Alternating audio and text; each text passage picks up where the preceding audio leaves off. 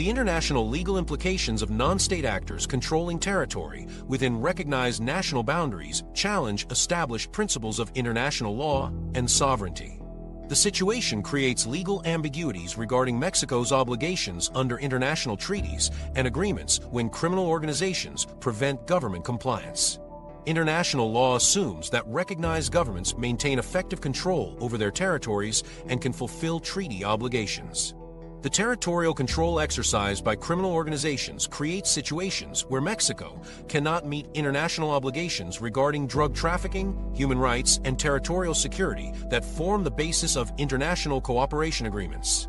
The cartel crisis represents a fundamental challenge to the modern nation-state system by demonstrating how non-state actors can achieve territorial control and governmental functions without international recognition or constitutional legitimacy. The situation challenges basic assumptions about sovereignty, territorial integrity, and governmental authority that form the foundation of international relations.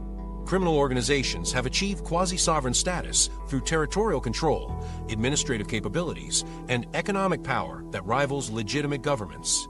The transformation represents an evolution in organized crime that transcends traditional criminal activities to encompass governmental functions and territorial authority. These unprecedented developments raise critical questions about Mexico's trajectory and potential outcomes that could emerge from this complex security crisis. Future scenarios, the path forward. Several distinct pathways emerge from analyzing current trends and governmental capabilities, each carrying profound implications for Mexico's future stability. Current trends through the remainder of the decade suggest Mexico will experience continued fragmentation of criminal organizations rather than consolidation into fewer, more manageable groups. The Sinaloa cartel's internal war between Los Chapitos and El Mayo factions creates opportunities for rival organizations to expand territorial control while the fractured cartel struggles with succession disputes. The ACOLD Conflict Watch List 2025 projects that ongoing conflicts among criminal organizations risk expanding into new areas, particularly in states with significant Sinaloa cartel presence, amid the ongoing turf war between Los Mayitos and Los Chapitos. This fragmentation pattern will likely accelerate as other major cartels face similar leadership transitions and territorial pressures from smaller emerging groups. Expert predictions regarding cartel evolution emphasize technological advancement and international expansion as defining characteristics of future criminal organizations. Intelligence analysts anticipate that criminal groups will increasingly adopt artificial intelligence for logistics optimization, blockchain technology for financial transactions, and autonomous systems for drug trafficking operations. The organizational structure will likely shift toward decentralized networks that can operate independently when leadership faces disruption, making traditional kingpin strategies less effective. Future cartels will function more like multinational corporations with specialized divisions for different criminal activities rather than hierarchical organizations dependent on charismatic leaders. State response capabilities face fundamental limitations that prevent decisive victories against criminal organizations operating with quasi-governmental authority. Mexican security forces lack the personnel, equipment, and sustained political support necessary to maintain territorial control across the vast regions where criminal organizations have established dominance. The military and National Guard cannot simultaneously combat multiple criminal organizations while protecting civilian populations and maintaining regular governmental functions. Intelligence capabilities remain insufficient to penetrate criminal organizations that employ sophisticated counter-surveillance and operational security measures exceeding those of many nation-states. Successful resolution of the crisis would require unprecedented resources and political will that exceed current Mexican governmental capabilities. A comprehensive solution would demand sustained deployment of 200,000 security personnel across contested territories for periods exceeding 5 years, accompanied by massive investments in intelligence gathering, communication systems, and territorial administration. The financial requirements would exceed $50 billion annually, representing resources that would require international support and domestic consensus that has proven elusive across multiple presidential administrations.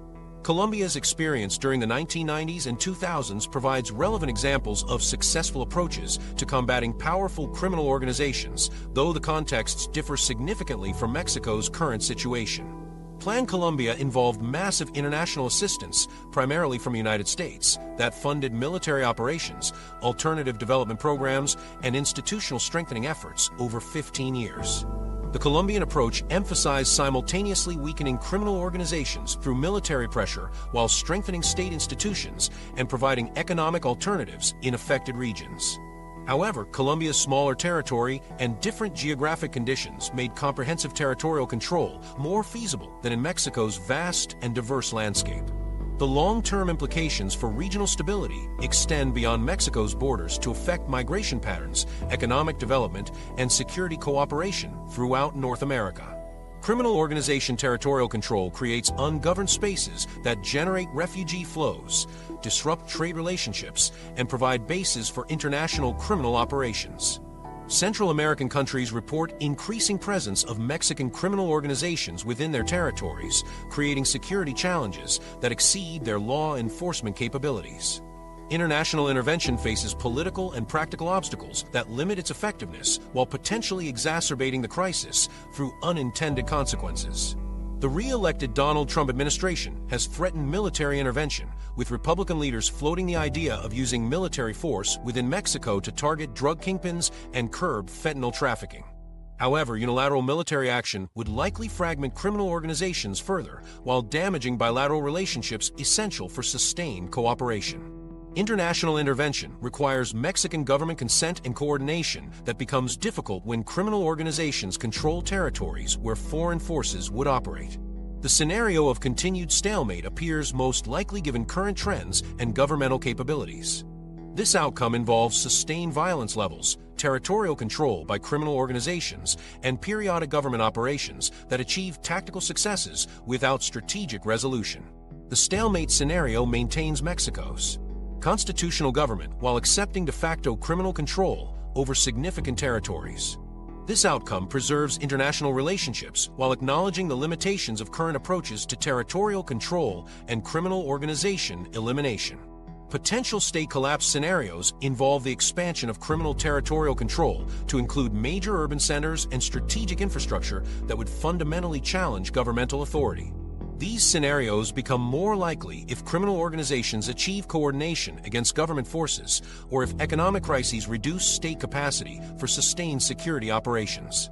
The window for effective action narrows as criminal organizations consolidate territorial control and develop institutional capabilities that rival governmental authority. Each year of continued criminal territorial control strengthens their administrative systems, corruption networks, and local population support while weakening government legitimacy and operational capability. The judicial reforms initiated under López Obrador, including popular election of judges, could further exacerbate risks by exposing candidates to criminal influence. The longer criminal organizations maintain territorial control, the more difficult it becomes to dislodge them through conventional law enforcement or military operations. Mexico's future depends on decisions made during the next 5 years regarding resource allocation, international cooperation, and political will for sustained operations against criminal organizations. The current trajectory suggests continued fragmentation and violence rather than resolution, with implications that fundamentally challenge traditional concepts of governance and state authority. The transformation documented throughout this analysis reveals a security crisis that transcends traditional organized crime to encompass fundamental questions about state authority in the modern era. Mexican criminal organizations have evolved from traditional trafficking groups into quasi-state actors that exercise territorial control, collect taxes, and provide governmental services across vast regions where constitutional authority has collapsed. These organizations generate annual revenues exceeding $50 billion while maintaining military capabilities that rival national armies. Their territorial dominance challenges fundamental principles of sovereignty and creates ungoverned spaces that affect regional stability beyond Mexico's borders.